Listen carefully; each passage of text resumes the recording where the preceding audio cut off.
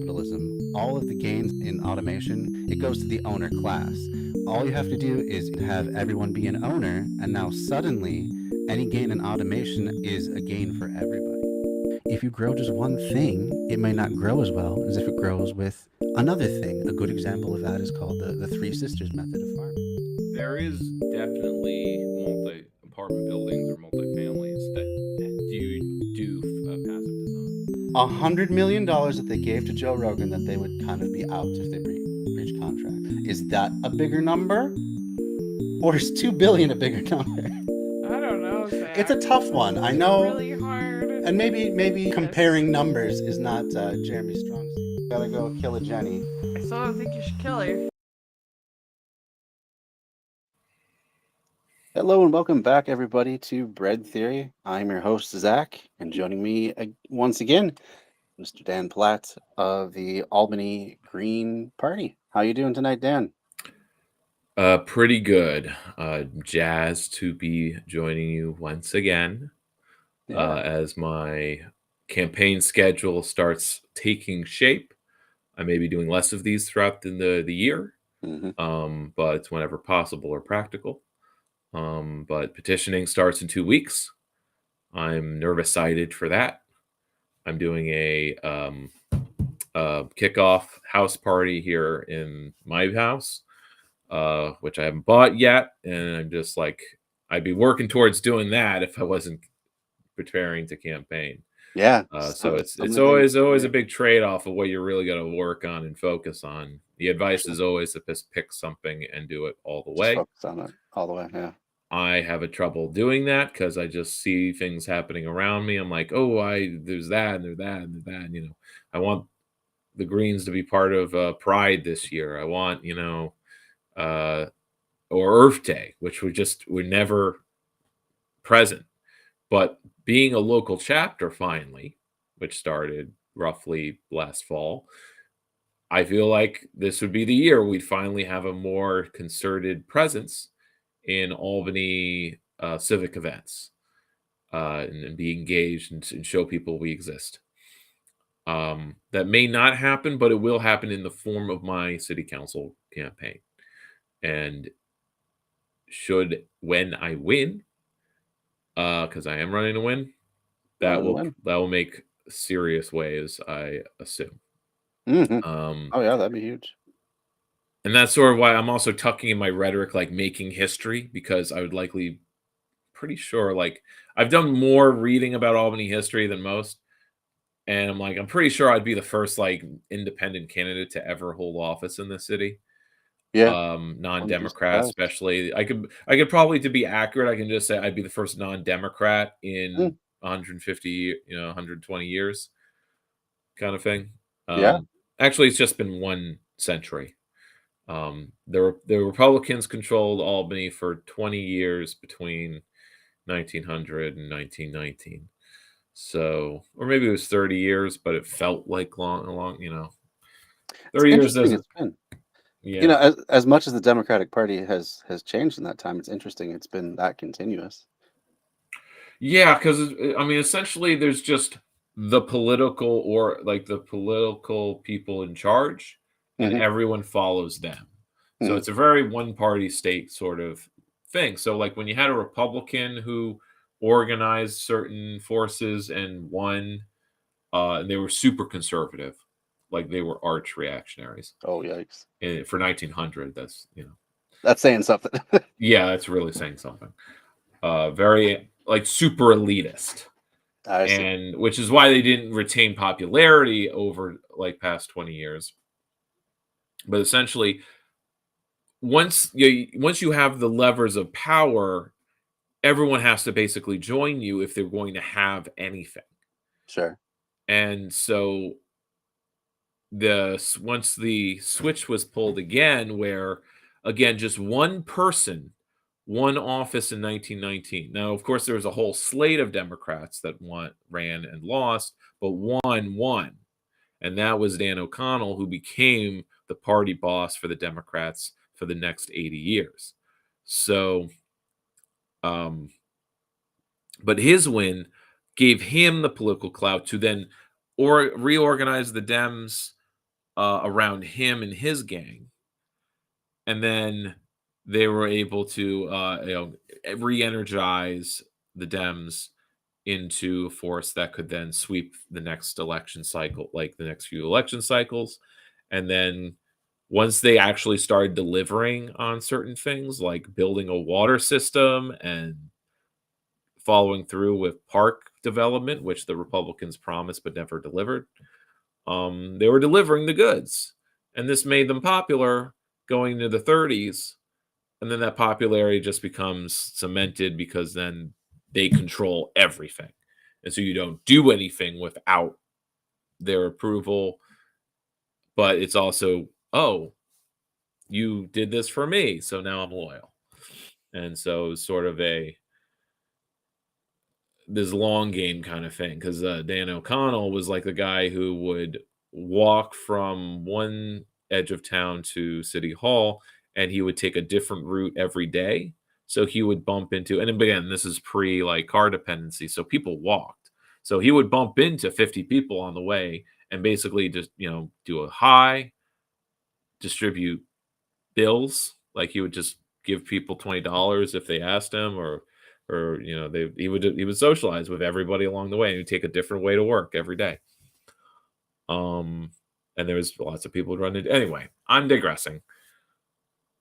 How are you been? I've been doing okay.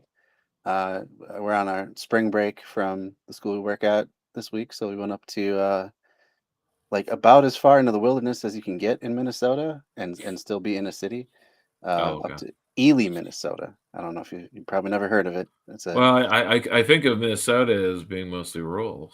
it is mostly rural. I'm like, but what do you mean wilderness? That's but it's hard to like get to. super rural. It's like surrounded by state forests, national forest, Boundary Mhm. Waters Canoe Area, and Voyageurs National Park. That's all that region. It's like the big kind of we call it the Arrowhead. It's like the North Shore area up to the border of Canada. Big triangle. Oh, I see. Yeah.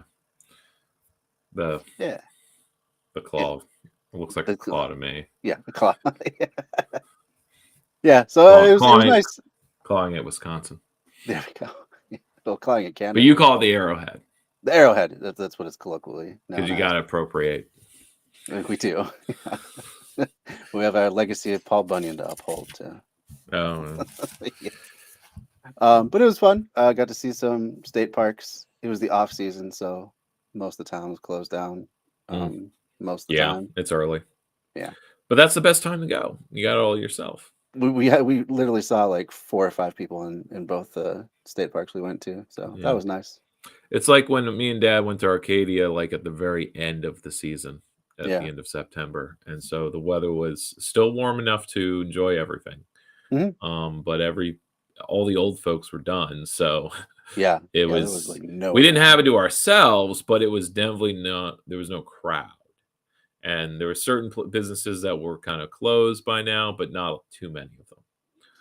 So it was great. That sounds great.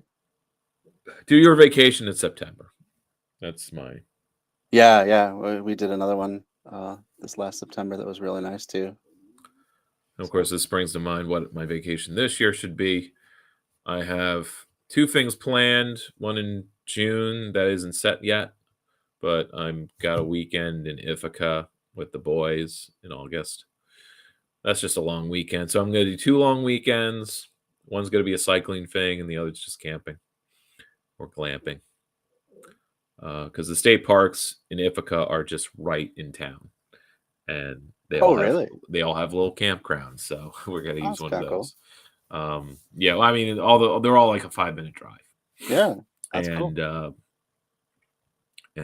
But you have to pay to go into each one if you're driving, which that's normal.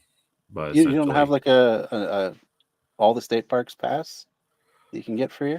I'm sure they're not free, but I'm sure there is. No, I'm not saying free, but like just get one and then like you can. That would only be worth it if you went to the state parks like every weekend or something. Ours is only like $35, so I'll look into it. You go a handful of times. I don't do enough. I mean, obviously later in life, let's say when my political career has reached its zenith, I'll do more regular outings and things.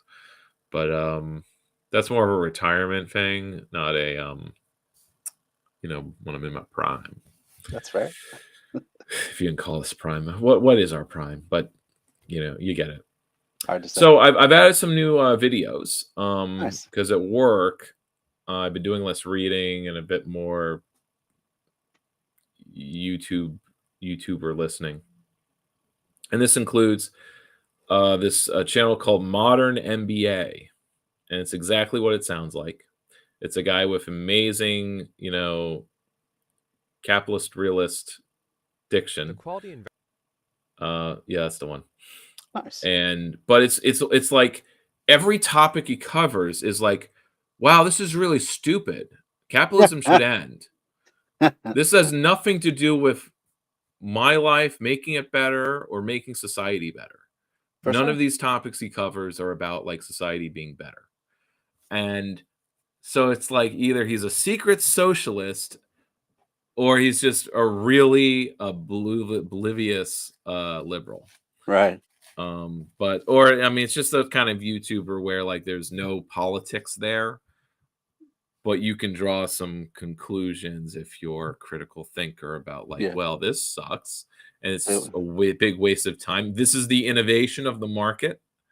Right. So this is an encouraging video to me.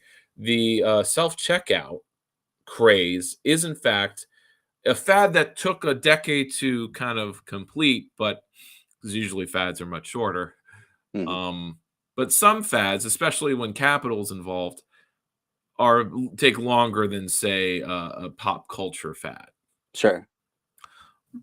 So usually like a decade or 15 years. And so like any kind of new thing that's like hot in the future, even like I'm looking at it like this is 15 years, and 15 years it's going to be either meaningless or not in a good investment, and it'll just be a source of like, let's not put our eggs into this basket because the Mhm. basket won't be there in 15 years. Some people are kind of about going from basket to basket and thinking of their life in these 15-year segments where in this 15 years I'm a tech bro, and in these 15 years I'm the next thing, and then Right. Follow uh the next craze. yeah. Now I think people who go into software probably think that like this is like especially like say 15 years ago in 2010, Mhm. the aughts, when they were getting, when I was getting my degree, if someone was getting like a software engineering degree, like they were going to look forward to a rising industry. They were going to get really great pay, best paid around. Absolutely. But I'm thinking in 15 years, they're going to be in the gutter or they're going to be on the rocks. And lo and behold, Good prediction. whether it's through saturation, which I was like, I could predict, or that their whole industry just has this 15-year shelf life. Then 15 years, it's going to be replaced. Mhm. Don't know what it's going to be replaced with. Well, we have the answer: AI. Yeah, AI. They played themselves. And it's also why I didn't get Yeah, into architecture, unfortunately. because I knew like whatever education I got for architecture and the 15 years I put into even getting a stable job in the sector, it would be ethereal. Mhm. Where is my career going to be? I would have to keep worrying about adapting to the constant change of market cycles. I could see it with the market cycle that had just occurred with the recession while I was in school. And I'm like, I don't want to live my life like that. Especially since I was raised in a household where my parents didn't live or think that way. Right. My mother being a state worker, and that's of course like a forever, the Yeah, stability is that's the the selling career. point. And my father was not in a stable career, but he settled on being a ski instructor, which was just a steady job or career for half of the year, and then he would just do some other kind of busy work for the rest of the year. Sure. So his income was never more than 25-30,000, but it was supplemented by being, with the 4 rental units. That was also part of his job, which because in the summer then he's doing more repairs and painting and Sure. whatever. The actual maintenance of the properties. Yeah. So now we can do this one. We can also click through the channel and like kind of look at whatever interests you. But I saved this one because this obviously interested me quite a bit. He's got a lot of graphs. He makes good use of a lot of graphs, and he actually has a source in the corner. That's Maybe, cool. maybe. Yeah. I'll look a We'll, little we'll closer. check it out. All right. Value of what customers get for their dollar these days has regressed across the board, yet it's customer experience that has suffered most, as the basic core services like support and checkout have all been ripped up so companies can try to make more money with less. When you shop at any retailer or supermarket these days, you'll find yourself generally funneled to self-checkout, where you're stuck watching people in front of you awkwardly fumble finding barcodes, bagging their own groceries, and panicking whenever the machine shouts at them or the screen freezes. There's usually only one worker who's overseeing everything, and whenever a problem occurs, everyone has to wait on them for a resolution, all of which translates to a longer wait time, higher margin for error, and frustration. To add insult to injury, you had no And they have to call a manager over if there's an error, like if you do something wrong and you need double to undo. scan one If you thing. have to yeah, if you have to undo anything, right. It's just a pain. But that's what we got now. Like they hardly hire any cashiers anyplace anymore. there's good news coming though. That's good. That's what this video is. There's a light at the end of the tunnel. Nice. Even if you wanted to go back to the normal checkout aisles where a cashier scans and bags for you, you can't, because those aisles are either closed or they're so short-staffed that the lines there are even longer than those at self-checkout. What I do is I time my grocery store visit to when I know that they have a cashier lane open, which is roughly and when there's like less people going in and out, that it won't be a long wait.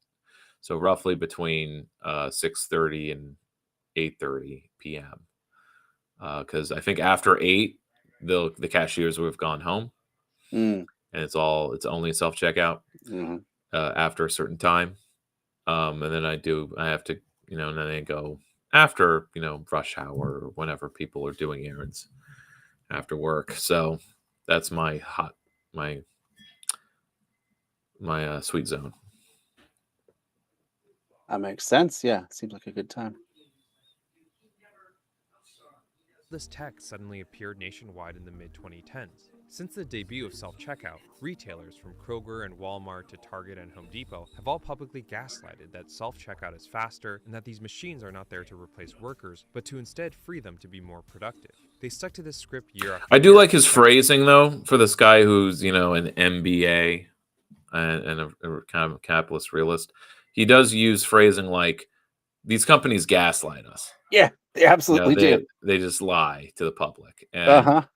I think better. recognizing that is like this. sort of on your way to being an anti-capitalist, if not already. For sure. Just recognizing this. Because that's the nature of all corporate business. Is always been. It's been everything gaslight. Yeah. Now, of course, people are like, well, that's the way it should be. It's actually efficient that we're all competing and lying to each other. This is how I want to live. Hating everyone and and being suspicious and having to be on guard all the time. Apparently, some people love it. Yeah, they constantly love it. being surveilled. That's cool too. This is the American way, right? And that's why they were kind of okay with being surveillance, because, well, I mean, I would want to watch everyone if I could. I don't trust anybody, so I actually do want the government watching everything. Yeah, I love the government, even though I hate it. I hate it when Democrats are in there. that double I speak. hate it when it's woke, but not when it's not. Right. When it's anti-woke. By the continuous backlash and disapproval, and their stocks collectively grew as Wall Street applauded these investments, believing that tech innovation would unlock unprecedented efficiencies and profits for these age-old, overhead-intensive businesses. Fast forward just 5 years, and self-checkout has largely been a flop.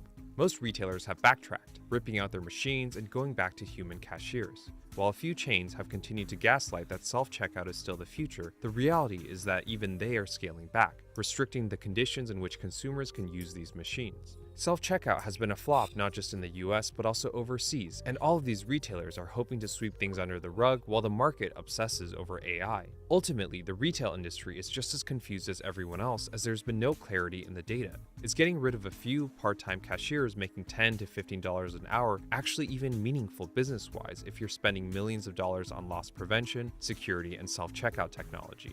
Did retailers who installed self-checkout machines end up saving more money or improving their profits? And how did such a conservative, disciplined industry get caught up in this hype? Tune in What and does the find out. future hold in business? Ask 9 experts and you'll get 10 answers. Analysts will say inflation is down 1 month and then up the next. It's the same constant whiplash with unemployment, jobs reports, and the health of the economy. Could someone please invent a crystal ball? Until then, over 41,000 businesses have future-proofed their Or business. economic planning. It makes you yearn. No, that's It impossible. makes you yearn for the 5-year plan. Yeah. I swear. Like, quotas are talked about in, liberal political science class or indoctrination as like economic quotas as being like the worst possible thing you can imagine. Yeah, there's always like And the government is inefficient, right? Like we're just going to start with that premise. So you don't want the government doing more stuff because this is going to be inefficient, and business is inherently efficient.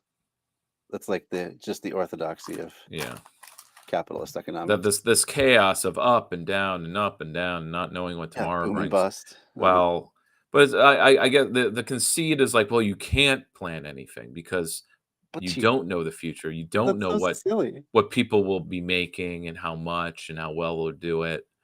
And yeah, that is like some of those mixed results or the bad results in planned economies in the mid 20th century. But of course, the people doing the planning didn't have a good, well developed bureaucracy. They didn't have integrated communication, and or at least not. I mean, they had to be very hierarchical because of the forms of the communication. Mhm. So it's just like things are different, but only because like the communication, certain things have developed because of the trajectory of like planning and markets. Sure. That's more of a big picture idea. Well, it wasn't like what was that book called? It was like the People's Republic of Walmart. Wasn't like the whole big premise of that Walmart does central planning Yeah. because they have to. All corporations are Yeah. doing economic planning, but they're doing it within their own unit. Right. And the CCP is just one large super corporation Right. that does in fact own all the land and simply leases it, Mhm. for a long term to everyone. Mhm. Yeah, that's sort of the dialectic between markets and planning. That this NBA channel sort of frames everything in terms of market factors, though. So it's like the companies are planning within themselves and planning this technological advancement, but they're doing it within a context where everything is chaotic and competitive, and you don't know, and then we'll come to this. They'll come to like, why was there even mass adoption of self checkout in the first place? Because it doesn't save them any money. Doesn't No, save them no. less labor costs. Those It things break all the time, it seems. There's always right. at least one checkout lane broken every time I go anywhere. So it was a big scam, and of course, like so much of our economy is, because all of these planned within a company, it's all centrally planned and efficient, but the companies are lying. The corporations are lying to each other all the time. So that's where the true inefficiency comes in, which is why I don't understand. Like, that needs to be the talking point when a socialist is debating a capitalist, of Right. like, the true inefficiency is the fact corporations are never honest with each other. And Yeah. this argument, this conceit that the libertarian will throw out, that markets make people honest. Well, if you're not honest, then you can't do business long term. Bullshit. Of course. You just got to get a monopoly, and then what are people going to do? And even without a monopoly, companies lie, but because of marketing and That too. culture and other kinds of hierarchies, like, you just have to sell the lie like for that 15-year cycle, and then you've made out. Right.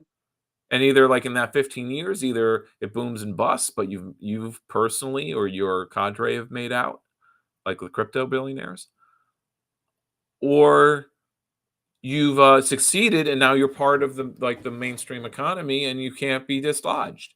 Now you're a special interest. Which, as an aside, whenever I'm using YouTube on my phone, I can't avoid ads, and most of the ads are of a political nature, including a citizen New Yorkers against for Oh, insurance efficient, like for lower taxes or something. yeah, I'm But what starting is to the feel ad it too. for? It's for tort reform, because Of they phrase course. it as like nebulous lawsuits adding a hidden tax onto all of your, for rising insurance rates. Uh-huh. Uh-huh. Frivolous lawsuits from special interests, like the handicapped. Right.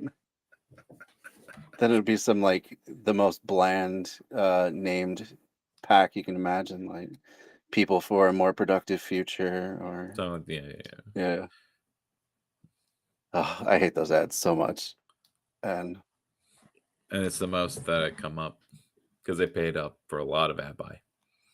yeah, we're just in continuous campaign seasons now. Like there's no rest anymore. Well, in New York, it's because we have all the state businesses just in the spring. So it's like everything's very active. It's got the spring It's session, just for huh? the spring.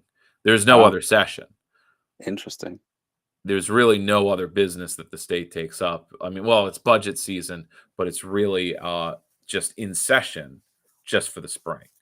So legislators can maybe still be around or they're still active, but like there's not a lot of state business that's done. I may have to look up exactly like, are there any other votes that happen out throughout the year? But pretty much it's just within the spring. And this really stupid because it's acting like we're still like a state of farmers or something when really we have these full-time politicians. But really it's just like any office holder is active politicking for the spring, and then they actually have an actual job for the rest of the year. Half of them are lawyers, another half are finance, and stuff like that. It's Yeah, that hard. makes sense. It's horrible. That makes sense. I think it's pretty similar for the Minnesota state legislature. Mm. It says it may not be in session, it may not meet for more than 120 legislative days. Yeah, And a it third a starts a in year. January. Mhm. It's the same thing in New York, a third a year, Yeah. which really sucks because there's just so much more they could be doing Right? if they're allowed to actually like legislate for more than a third of the year. But it's like it's a self-limiting cutoff. But I Yeah. mean, it serves any conservative movement because it literally means like the New York state government will only be able to do maybe 4 policies a year of consequence. Sure.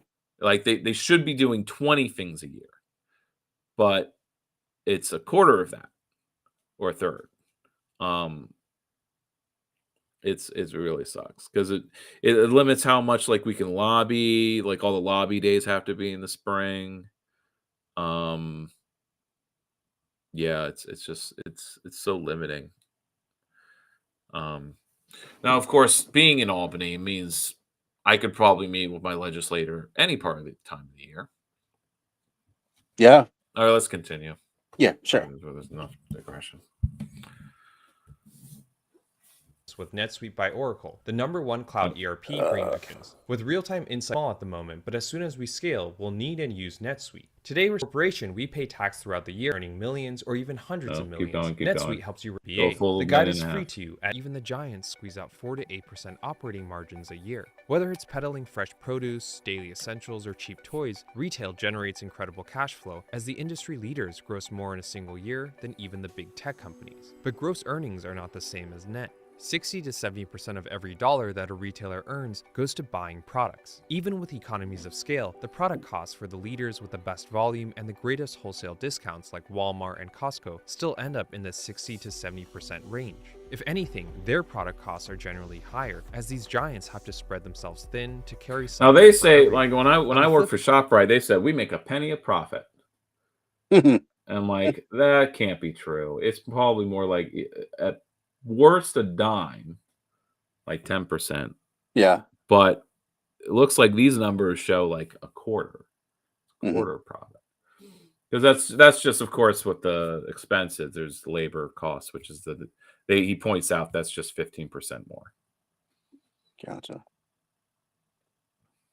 Flip side, the more specialized a retailer is, like in home improvement or in organic produce, the lower their product costs will be. But once again, they're still in that 60 to 70% range. With only 20% gross profit left after paying for the goods and getting them delivered to the stores, retailers have to clamp down on everything else to squeeze out profit. They generally hire low-skilled workers at minimum wages, pay below market rents as anchor tenants, control hours, and rely on part-time seasonal staff to stock shelves, handle sales, and maintain the space around the clock. For every dollar that retailers earn, they generally spend another 15 to 30% on labor, which leaves an operating margin of just a few single digits. There's little profits in this line of work, and it's been this way for decades. With tiny margins and high overhead, retailers by nature are conservative, careful, and frugal. There's no such thing as fast growth in this industry. They don't have the margins to make moonshot bets every quarter, and they have to be financially disciplined with their asset-heavy, people-intensive volume model. As a result, retailers excel as defensive, reliable investments. But in the zero-interest environment of the 2010s, investors wanted upside, not security. It was in this period when tech companies skyrocketed, as their stocks consistently outperformed those of any other industry year after year. Even though most tech startups lost money, their fundamentals compared to retailers were incredible, with massive 70% plus operating margins. Tech was the exact opposite of retail. In the early 2010s, every retailer focused on the same strategies. Their goal was to open up more stores, to add loyalty programs, to expand product variety, and to drive more in-store traffic. Consumer confidence was fragile exiting the Great Recession, and retailers were focused on getting them back in the door and spending. There were no grand speeches of innovation or radical ideas about the future. But everything changed in 2016. When the Fire Nation every attacked. retailer overnight began talking about automation and technology. Despite having zero issues with it before, the checkout aisle became the industry's public enemy number one. This was the Amazon effect. It was in 2016 when Amazon launched its futuristic store, where customers could walk in, take the items they want right off the shelves, and walk right out. With computer vision, deep learning, smart sensors, and the same autonomous technology that was fueling the self-driving and IoT hype at the time, Amazon boasted that it had revolutionized retail by opening the first store in history without checkout. Customers would never need to wait in line again. Labor costs would be dramatically lower, as this technology would directly replace cashiers and checkout aisles. Everything was automated, and these stores only needed 1 or 2 workers And on how much hand is the to restock tech? shelves as needed. In this That's the fast-growing question. era of on-demand digital everything like Uber and DoorDash, it wasn't a stretch to imagine that customers would be willing to pay a greater premium and spend even more with such extreme convenience. And from the business side, what had once been an unavoidable, error-prone variable cost could now be eliminated permanently with this one-time investment in hardware and software. Given Amazon's track record, the media hype, and the all-time high positive sentiment towards tech, the public believed every word out of Jeff Bezos' mouth, even though the first He should be store- using the word propaganda. He should be squeezing that in there Definitely should. when he says media hype and Yeah, media, right? Amazon's track record. Track record how? Again, in doing Like propaganda. us. Yeah. Well, sales revenue, you know. hmm But again, that's retail, and that was when all the merchandise is being supplied by other people, right? hmm They don't have. It's odd because like the big innovation of the British Empire was that the companies would then, or the British Crown itself would own or control the means of production. Yeah, like The the vertical integration. Is that what you're talking about? exactly the Yeah, vertical integration. Well, the vertical integration comes later with the corporation. I see. But before that, before you could do the vertical integration, you had to control where your raw materials were coming from. So owning the sugar plantation. Right.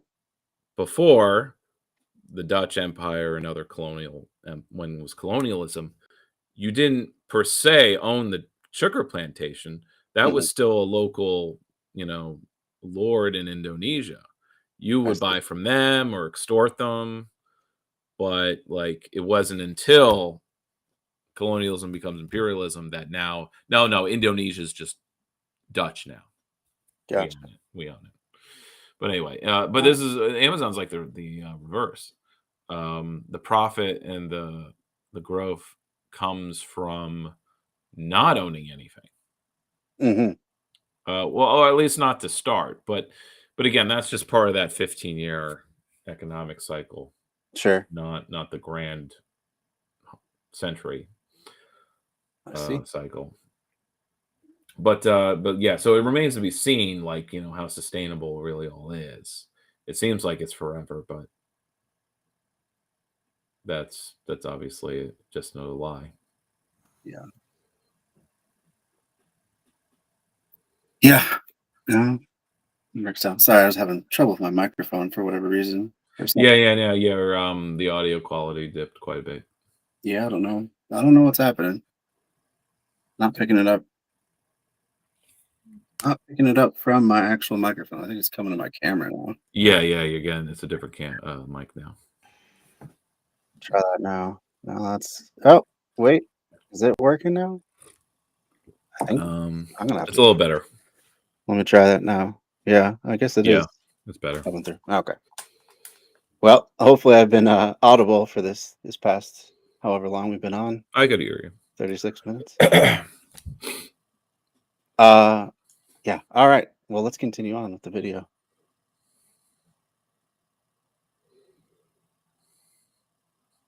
Was really nothing more than a proof of concept. Retailers overnight got spooked. If Amazon opened up more of these stores, it would be hard for their customers to go back to waiting in line at their stores, and they would look like dinosaurs in comparison. At the same time, there was no way that a retailer could ever catch up to Amazon's engineering talent. There was some initial speculation in the industry that Amazon Go was just a testing ground, and that Amazon's actual goal was just to eventually license out this tech to these retailers for a fee. But those hopes were dashed when Amazon suddenly acquired Whole Foods a year later. Mm-hmm. Whole Foods provided a huge customer base, supply chain, perishable expertise, and a nationwide presence, and Amazon could embed its technology and aggressive Silicon Valley data-driven approach into retail directly. With a purchase price of $14 billion, the biggest acquisition to date in company history, it was clear that Amazon wasn't going to settle for being a back-end software vendor. Jeff Bezos had killed off bookstores before, and he was now taking on supermarkets head-on. There was no one else in the world more qualified and more committed to disrupting the remaining retail giants. 8 years later, we know now that the supposed groundbreaking technology behind Amazon Go was not actually real. All Amazon had done was to replace local human cashiers with 1,000 remote workers in India who had to manually review the footage to see. Oh, that's funny. You forgot this, huh? Yeah, I guess I did. I sort of forgot it too, but I mean, I did learn of this in the mid-teens. Whatever, like it was a year after. The whole fucking industry of food got spooked. Uh-huh.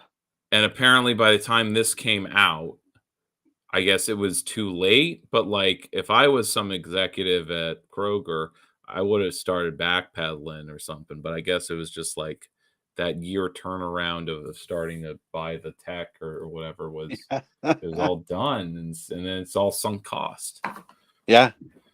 Now, interestingly, it's at Whole Foods that I actually see fewer self-checkout lanes, and there's always cashiers. There always are a number of cashiers. It's never just like a skeleton. But it's also laughable that Amazon's acquisition of Whole Foods was like some move to disrupt the entire supermarket industry. Yeah. Because Whole Foods only caters to a yuppie clientele. Right. You need to make above median income if you're going to shop there. Right. I only visit there on a seasonal basis to basically get some hot bar, sure, and the cookie bar. Oh, the cookies are really good. That's usually why we're going. They are the great for a little treat. And I'm basically spending like $20, $25. Sure. Maybe 30 altogether. And so it's basically like a dinner out. Though each time I go, I get a little less on it. Like I start, well, I don't know. I guess it's a mixed bag, but I find that there really is a lack of variety with the hot bar. Like they don't actually change out what's in it most of the time. Not really, no. It's usually the same 10 few items, and right. So I'm underwhelmed most of the time. Or the stuff that is different. Yeah, the price per pound is outrageous too. Awful. What is it? $15? Yeah, it's been a while since I've gotten it. Maybe 13, but like, but yeah. the days when it was 10. Easy to all go the days that. it was.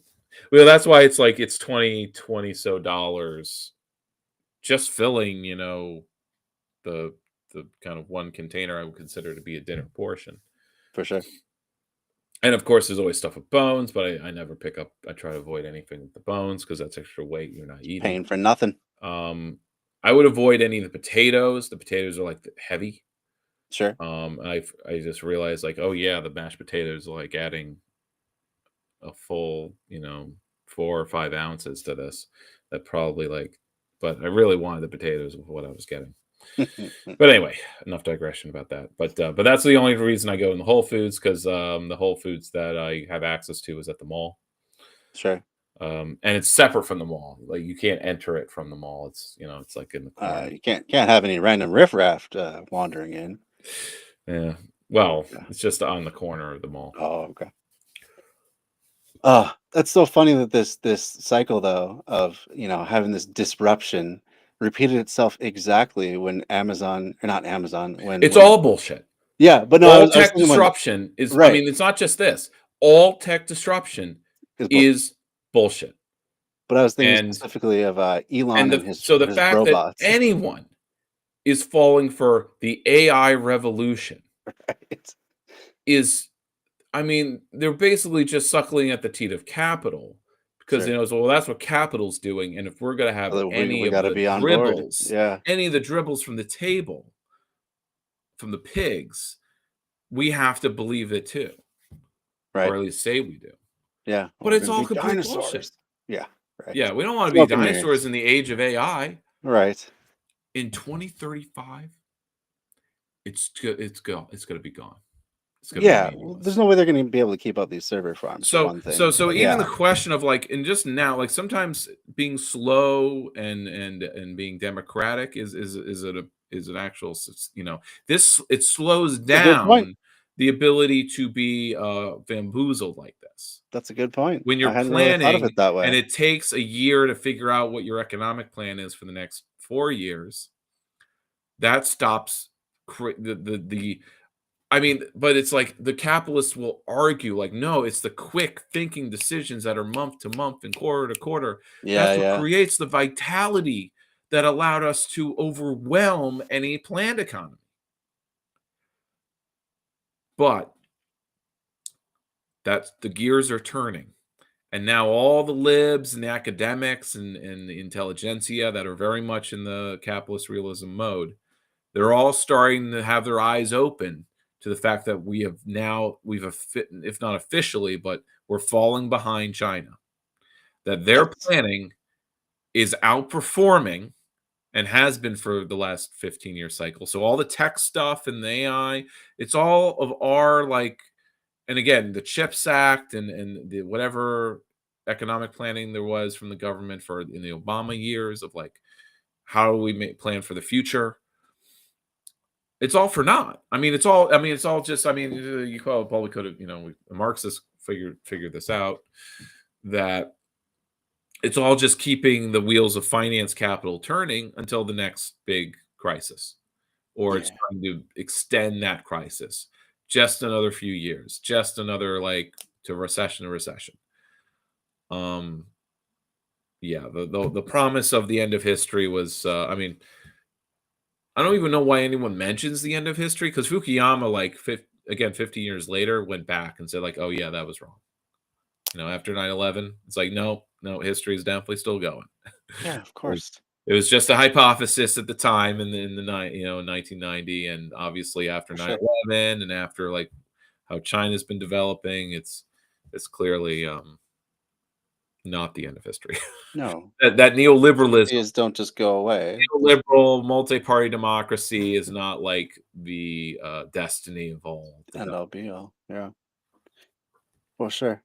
But yeah, I just wanted to say, when Elon came out with his humanoid robots that were supposedly being Another generated bullshit. using AI, and it turns out again it was just people like these operators in, I don't know if it was India or Indonesia, or so it was an Asian country that were just operating these They were piloting them. piloting the Of course. robots. So it's They have exactly to the same lie. thing. They have to lie, and that's why it's always flabbergasting when anyone takes them at their word.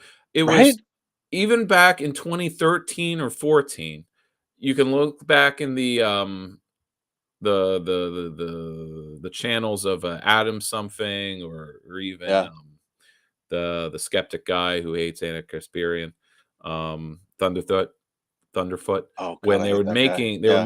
takedown videos about solar roadways All the good things and they did. Yeah. the many projects of Musk and how he's building the future. He was doing it all, and it was all going to be integrated together. The Mhm. Tesla cars, the solar roofs, Yeah. the tunneling, and Powerwall. obviously Yeah. it's All this been 10 stuff. years, so now it's all kind of we've got the product, the results of all of that. Uh-huh. And what does it come to? He's had to take over the government just to stay afloat. Yeah. This is the acceleration of capital. That Yeah. it has to go fascist if it's to stay afloat. Because certainly he didn't actually produce anything of actual value, No. something that was ever profitable. All of his stuff ends up blowing up. The So solar road, I mean, just the solar roofs itself. That was when I basically was like, I was kind of unsure about Musk and the tech fascination or whatever. Obviously, I was already skeptical of big tech, or rather of techno utopian rhetoric of any kind. I was already against it, yeah. so to speak. So I guess I was primed to be like, but the solar roofs, and just finding out that Oh. all of that was bullshit, that was not figured out at all. That when he had his, like, he Mhm. didn't actually have a prototype. It was just thin air. And that was Right. dropped very quickly. And that should have been the signal to all the fucking fanboys that like something was up, and that like this guy is not all he seems. But they were like, oh, there's so much other cool stuff in the Tesla cars. Mhm. But again, Tesla was all developed before he bought it. Yes. It Right. was everything that he was developing with his own capital that was bullshit. Mhm. And but there was always this sort of like, well, let's see how this goes. Let's let him cook. A phrase that I'm, of course, anything Hassan says, I'm getting more and more annoyed with. Oh, really? Mostly from overuse. It's just overuse. Oh, sure. I'm okay with phrases like "let him cook," but it's when it's used every day. Because again, he streams 9 hours a day. But it's like, no, let's not let him cook. Let's not see how this goes. Mhm. Let's nip this shit in the butt. Yeah. Now, of course, we don't have the power to do that, so that's sort of where it's like, well, we have to. We're really a captive audience here. But you can choose at least not to buy into it. And I think it was interesting that like the fight where Francesca Mhm. is being kicked out of Young Turks because she's quoting, along with a lot of other left tubers, the kind of how to fight fascism, which is like, just don't agree ahead of time, don't surrender ahead of time. Yeah. Where like, no, actually say no, everything you're doing is wrong. Don't say, well, maybe there's something here. Maybe there's some part of the right-wing movement that are like empathetic. We should have empathy for them. It's not all. Well, it's all not all or nothing, but with certain figures and ideas. Yeah. All right, let's keep going. So yeah, we just got to the bullshit part.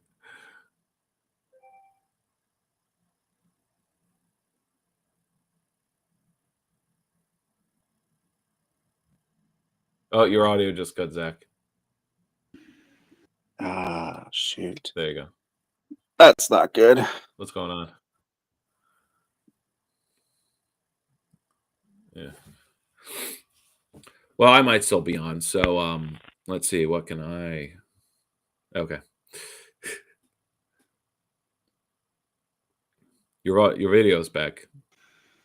Not your audio. Yeah. Oh, wait. Getting something. Now you have your mic. Yeah, your mic's I don't fine know what now. happened. I think my microphone cord is getting faulty. I may need to get a new one. It's all shit. Can you hear me now? Shoot, I Yes. cannot hear Yeah. you though. Oh, you can. Something's happened. That's not good. And I just replaced my mouse. After 4 years, I guess. Why am I not able to hear you at all?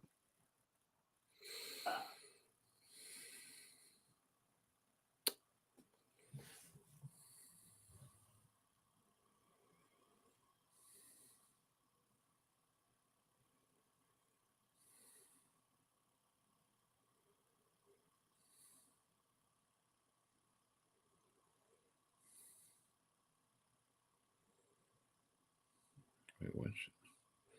She said there's a Venus play. One of my nieces is doing a play in the morning.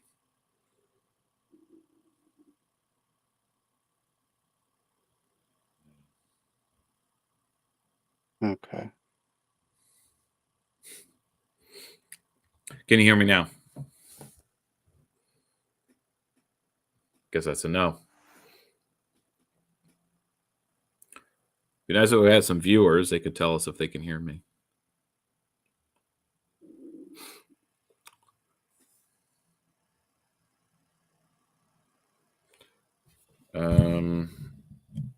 Everything's fine on my end. Yeah, I'm not sure if you can hear me, but I can. I don't think it's your issue. I think it's some connection got lost on my end. Okay. So you can hear me. I don't know how I can't hear your Let's. oh anymore. I'm gonna have to No, I mean, everything looks fine on my end. There's no disruption in the mic. No, it's picking it up. Shoot. Your speakers, perhaps? Yeah. I know that you are coming across on the stream. I just don't have access to it. It must be my speakers. I don't know what is happening though. Do I leave?